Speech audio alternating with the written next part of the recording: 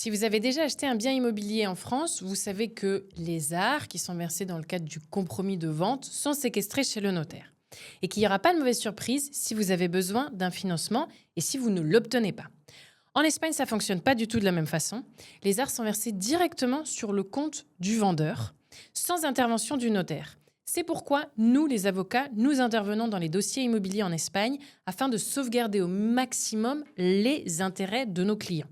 Je vous explique dans cet épisode comment fonctionnent les achats immobiliers en Espagne et surtout, limiter les risques au moment du versement des arts. Hola a todos y todas, je m'appelle Audrey Clemenceau.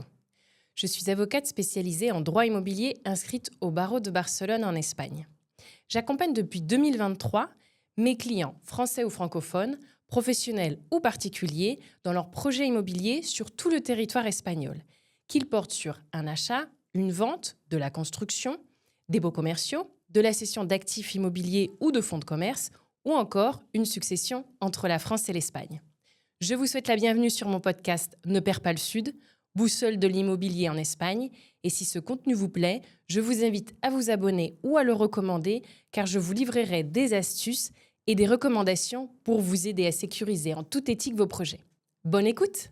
Quand un client français vient me voir et me dit qu'il a un projet immobilier en Espagne, la première chose que je fais, c'est de lui dire « Ok, vous savez comment ça se passe en France, on va faire reset et je vais vous expliquer comment ça se passe en Espagne parce que ça fonctionne de façon totalement différente. » Déjà, il y a le rôle du notaire qui est totalement différent.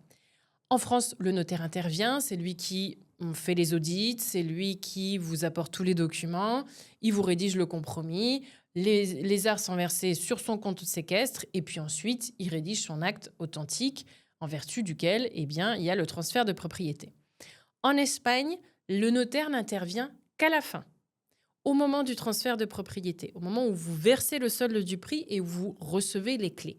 Tout ce qui se passe en amont, ce n'est pas le notaire qui s'en occupe en règle générale, donc ce sont les avocats, main dans la main avec les agents immobiliers s'il y a un agent immobilier.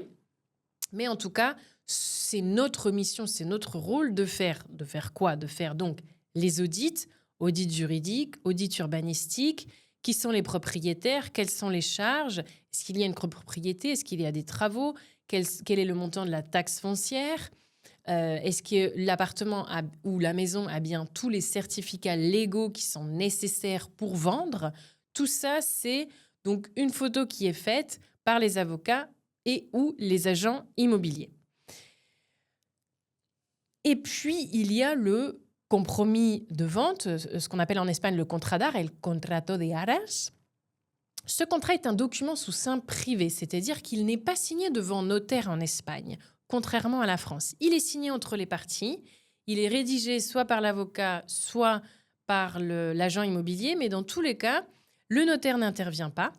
On y insère les clauses qu'on souhaite, spécifiques à l'opération bien évidemment, et en signant ce document, vous versez donc des arts en tant qu'acquéreur pour donc démontrer votre intérêt et votre engagement dans l'achat, et le vendeur pour vous réserver donc cette vente à vous en tant qu'acquéreur. Généralement, le market practice en Espagne, c'est qu'on verse 10% du prix et ces 10% sont versés directement sur le compte bancaire du vendeur. D'accord ? Du ou des vendeurs d'ailleurs. Parfois, c'est versé sur le compte bancaire de l'agence immobilière. C'est aussi possible. Ce n'est pas souvent le cas, mais c'est aussi possible. En aucun cas, c'est versé sur le compte du notaire et encore moins sur un éventuel compte CARPA des avocats. En France, les avocats ont un compte CARPA, c'est des comptes séquestres. Nous, ici en Espagne, nous n'avons pas de compte CARPA, donc on ne peut pas non plus faire cette mission de séquestre. Pour bien comprendre l'enjeu des arts et le pourquoi il est indispensable de limiter au maximum les risques quand vous versez les arts, je vais vous expliquer le régime des arts en Espagne. En Espagne, pour ceux qui ne le savent pas, géographiquement, c'est divisé en plusieurs communautés autonomes et certaines de ces communautés autonomes ont un parlement qui légifère et donc il y a un droit local qui s'applique sur le territoire de ces communautés autonomes. Si vous achetez en Catalogne, c'est la communauté autonome dans laquelle moi je vis et j'ai mes 2 bureaux donc en Catalogne, nous avons un code civil catalan qui s'applique dans le cadre des achats immobiliers. Dans le reste de l'Espagne, donc en dehors de la Catalogne, il y a un code civil espagnol qui s'applique à toute l'Espagne. Et puis, il peut aussi y avoir d'autres codes civils qui s'appliquent en fonction de la communauté autonome. Qu'est-ce que ces codes civils prévoient ? Eh bien, ils prévoient qu'au moment de la signature des arts, vous versez les arts, donc 10% du prix au vendeur. À partir de ce moment-là, si l'acquéreur se désiste, il perdra ses arts, sauf en Catalogne et sauf s'il a besoin d'un financement. C'est-à-dire que le droit espagnol ne prévoit pas d'exception. Vous versez les 10% des arts. Si vous vous désistez en tant qu'acquéreur, vous perdez, quoi qu'il arrive, les 10%. Mais si vous vous trouvez en Catalogne, que le contrat est soumis au Code civil catalan et que vous avez besoin d'un financement, si vous n'avez pas besoin de financement, évidemment, le problème ne se pose pas. Si vous avez besoin d'un financement et que vous arrivez à justifier que vous avez cherché un financement et que malheureusement, malgré vos recherches, vous n'avez pas obtenu votre financement, dans cet unique cas, vous pourrez alors récupérer vos arts, vos 10% de la part du vendeur. D'accord ? De la même façon et de façon totalement analogique, si le vendeur se désiste une fois qu'il a reçu les arts sur son compte, eh bien, il est considéré comme inexécutant de ses obligations et il doit vous rembourser les 10% plus une pénalité de 10%, soit au total 20% du prix. Alors, là où j'attire votre attention, c'est que moi, en tant qu'avocate, je peux bien évidemment faire l'audit juridique pour savoir ce qu'on achète, mais il y a un risque que je ne peux pas vous garantir parce que je ne suis pas magicienne, je n'ai pas de baguette magique, c'est la solvabilité du vendeur. Parce que comme les fonds sont versés directement sur le compte bancaire du vendeur, si on a un beau contrat qui est rédigé par un avocat et qui limite les risques au maximum et qui prévoit que vous pouvez récupérer soit vos arts si vous n'avez pas de financement, soit le double des arts si le vendeur se désiste. Mais si on a en face de nous un vendeur qui n'est pas solvable, on ne pourra rien faire.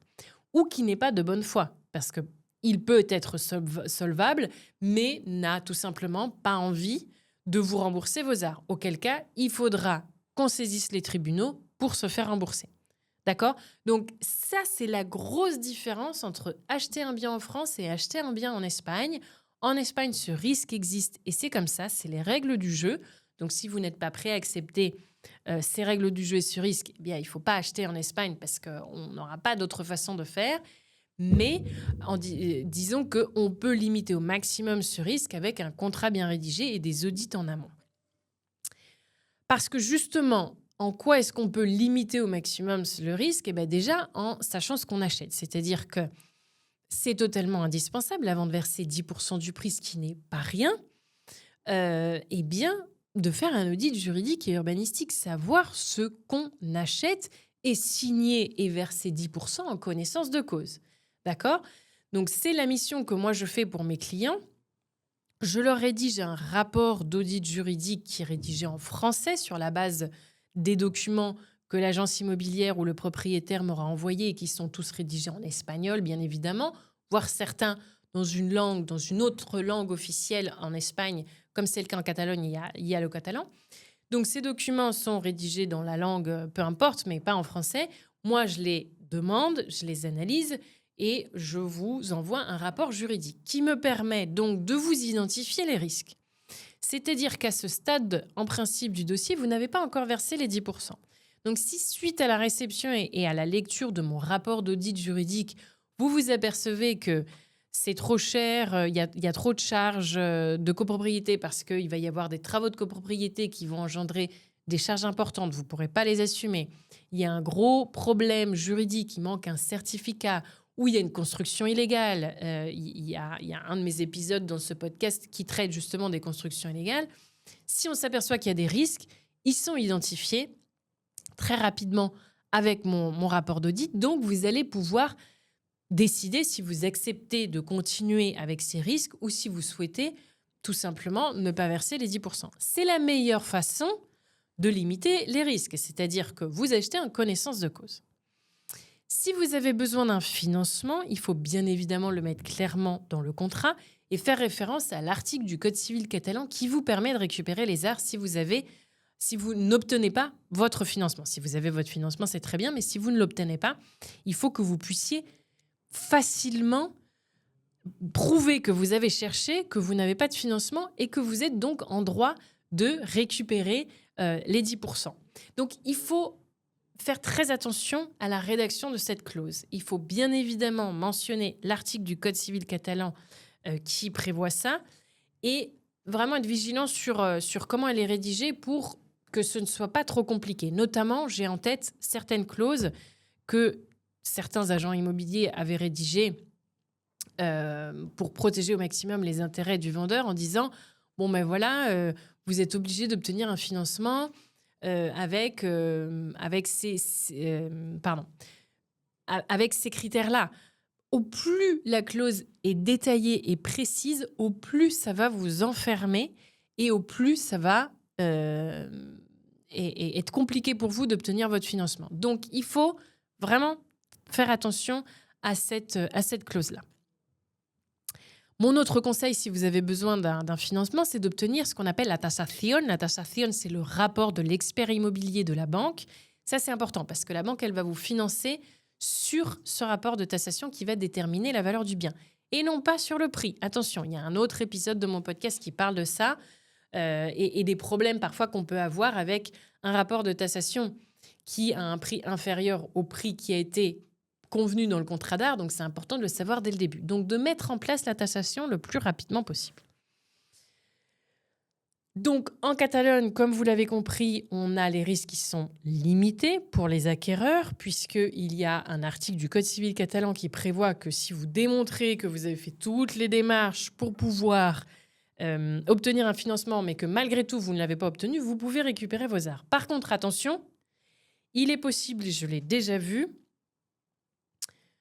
qu'on vous demande de renoncer au Code civil catalan, bien que vous achetiez un bien immobilier en Catalogne, et qu'on vous demande d'appliquer le Code civil espagnol. Attention, ça c'est possible, c'est-à-dire que liberté de contractuelle, si en connaissance de cause vous avez renoncé, c'est possible, mais je vous déconseille de le faire parce qu'en tant qu'acquéreur, c'est le Code civil catalan qui va mieux vous protéger et qui va vous permettre de récupérer les arts si vous n'obtenez pas votre financement. Dans le reste de l'Espagne, eh bien, nous n'avons pas cette clause qui protège l'acquéreur en cas de manquement au financement. Donc, comment on fait ? Eh bien, tout simplement, il faut aller encore plus vite et il faut obtenir la taxation et un préaccord de la banque avant de signer quoi que ce soit pour vraiment limiter au maximum les risques. Parce que si vous ne faites pas ces démarches en amont, et j'ai des clients qui parfois ne savent pas par où commencer dans ce type de projet, il faut commencer par la banque. C'est totalement indispensable parce que si la banque ne vous suit pas, si vous n'avez pas la taxation ou la taxation sort pour un montant inférieur au prix du vente, là, vous allez vraiment être embêté et surtout, vous allez augmenter les risques de perdre vos arts. Vous savez maintenant tout sur le régime des arts en Espagne. Si vous avez encore des questions, je vous invite à prendre contact avec moi pour convenir d'un rendez-vous de consultation juridique dans lequel je pourrai vous expliquer les petites particularités à votre cas personnel et particulier. Je vous remercie pour votre attention et je vous dis à très bientôt pour un prochain épisode.